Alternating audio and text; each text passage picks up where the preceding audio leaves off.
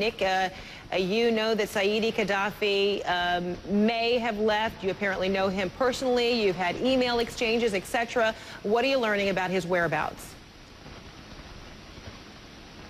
Well, what we know from the Minister of Justice and from a ministerial spokesman as well is that Saadi Gadhafi has crossed into Niger, that he has, according to the government, been in Agadez. They say he was allowed into the country for humanitarian reasons. Now, Agadez is sort of in the center of Niger, and Niger is to the south of Libya, across the part of the Sahara Desert.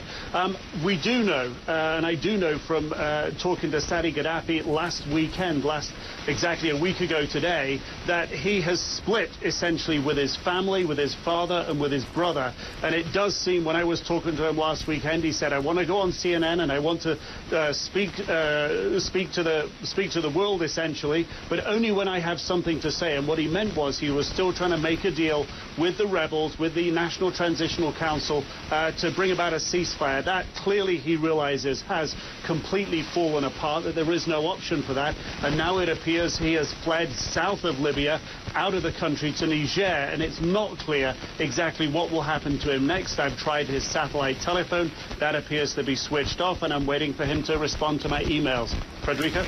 Well, you know, Nick, you have to wonder, might that be kind of a decoy that he has broken ties with Muammar Gadhafi? Because hasn't it been reported that there are other family members that have sought refuge in Niger?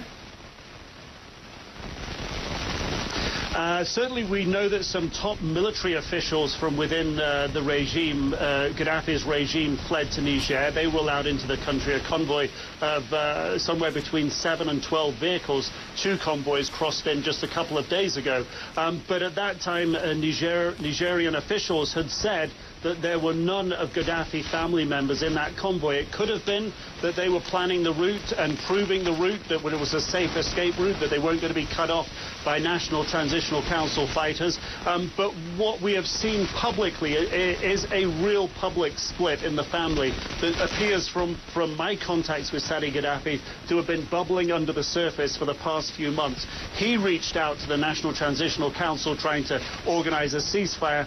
He went on an Arabic language television station, satellite television station, talking about this, whereas at the same time his other brother, Saif Gadhafi, the sort of heir apparent, if you will, to Muammar Gadhafi, and Muammar Gadhafi himself have both been on another satellite station that broadcasts out of Syria, saying that the fight should carry on, that the loyalists should continue to fight the government. So we've seen this public split. So I think, and also talking to one of the National Transitional Council commanders who had negotiated directly with Saadi Gadhafi, he told me that those discussions have been underway. So we can see that there is a rift, that two parts of the family have taken two different approaches. That's in the public domain.